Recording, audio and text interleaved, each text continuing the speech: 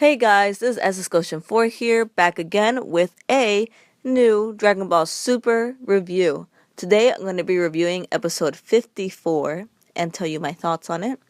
Okay, so before I get into that, I just wanted to say I have just reached over 30,000 subscribers, which is amazing. Thank you guys for watching, subscribing for as long as I have been making videos, which has been a long time. And I am so happy to have reached that milestone. And I don't know if you guys have noticed, but I do have a new channel picture. I freaking love it. It was made by Dripped Designs, and it's basically me as a Saiyan. Like, it looks just like me. I freaking love it. He did such an amazing job. I mean, I am so in love with that picture. So, anyways, so let's get into this review. The episode basically starts with Trunks doing the image training by the lake, and he is just kind of imagining fighting Black, but he is just no match for him.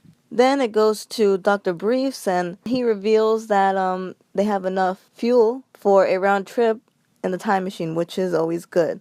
It then shows Ma and Shu kind of watching Trunks do the image training by the lake. Maya's like, what the heck is he doing? And then Shu explains to her what it is. And then there's a little funny scene of Mai, like, doing it, the image training herself, and basically imagining Trunks fulfilling her final request, which is a kiss. Then Goku, Beerus, and Whis crash land as they arrive back from visiting Zamasu. They explain to Trunks that he does not think Black and Zamasu are the same person, because even though their ki is similar, Zamasu does not have like that evilness and that evil sense of being that Black had. And Zamasu's ki was just not evil like that. And they also said that Black knew who Goku was. He like already knew who he was. Zamasu did not.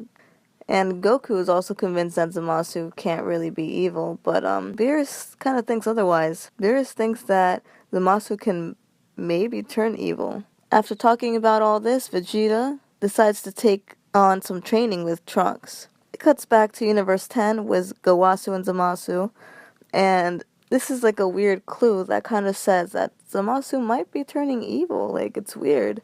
The tea that he made for Gowasu this time is just not as good, not as sweet, delicious as it was before.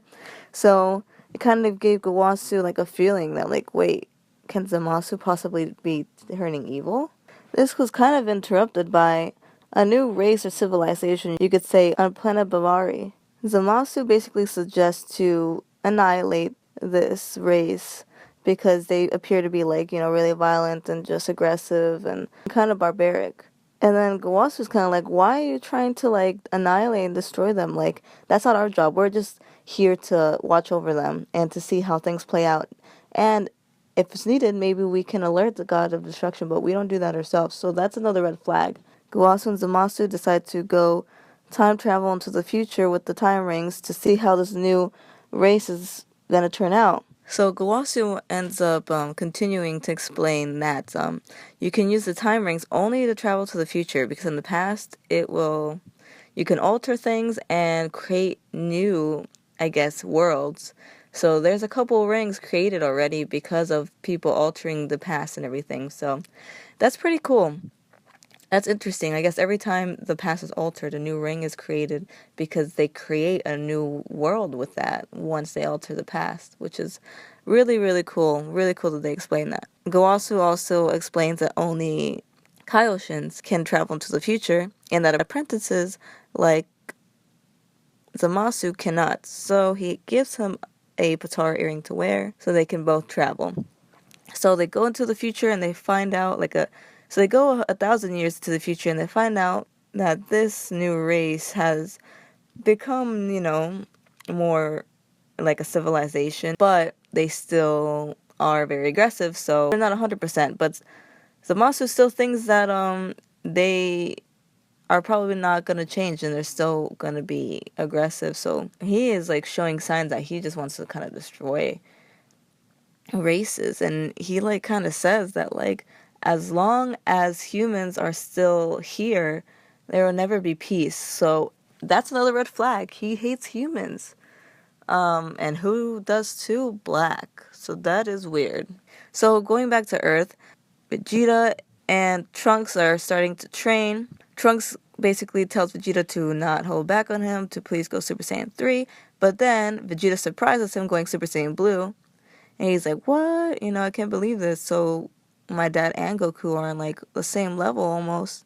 Vegeta says, if you can hit me once, you will win. So Trunks ends up transforming into his super self, so Super Trunks. And Vegeta's like, what? Why are you transforming into that? Like, that's gonna make you so much slower. So as soon as Vegeta lunges towards him, Trunks turns back into Super Saiyan. And he kind of just used that tactic to like distract Vegeta. And he's like, whoa, that was kind of impressive. Trunks basically says, with you and Goku being this strong, like, why should I even train more? Like, you guys can beat Black. And the Vegeta gets pissed off. He's like, no, you're my son. Like, never give up, and you gotta keep training, be stronger than me. In the end, Trunks ends up punching Vegeta while he's basically distracted. He ends up winning the match, and he tells him that he will surpass him and Goku. Now going on to Whis and Beerus on his planet. They receive a call from the Omni King, and Beerus is all like, oh my god, why is he calling us? And he reveals that he would like to speak to Goku, and that is the end of the episode. So overall, I feel like this episode had a lot of information regarding Zamasu and how he is kind of having this hints of evil and connections to Black for real, like with him hating humans, with him wanting destruction, and on some of the new races, or that he thinks are barbaric, that will never change, and he's blaming humans on this, and like his tea isn't as sweet, so he's kind of, why is he turning evil? Like, I don't know. I feel like he definitely has some connection there. It's obvious. Like, that's what I think. I don't know if it's, some people think, oh, maybe they're just gonna throw us off in the end, and like it's not even, they have nothing to do with each other. I don't know. I think they do. I like how Trunks and Vegeta are having this like nice connection together, and he is determined to get stronger. Trunks is. And that's always good. Maybe we can see a Super Saiyan Blue Trunks. That'd be sick. Like, maybe we can see that. You never know. I feel like we might. But yeah, overall, Zamasu's definitely mysterious. He's definitely has hints of evilness, so I feel like he can definitely turn over to that side. Like Beerus was saying, I gotta go with Beerus, and his intuition with Zamasu. I don't know. He's just kind of weird, like creepy. Like, why is he acting like that? He's supposed to be a Kaioshin. Like, he's training to be a Kaioshin. Why is he like looking at things in this way? He's trying to destroy civilizations. Like, no. Like, he thinks that they should do that. That's not your job. Like, why are you trying to do that? So, in the preview for episode 55, shows Goku, like, he's like, why would Omnikin want to speak to me? And he's wondering, like, why he'd want to talk to him.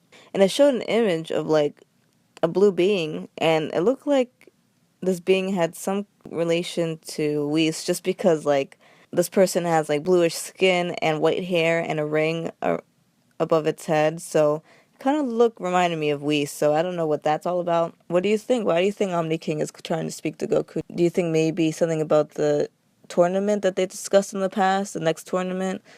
I don't know, maybe not, because that's kind of irrelevant to what's happening, but you never know. You never know. Maybe Omni King has some hints on Black. Maybe he knows some info on Black.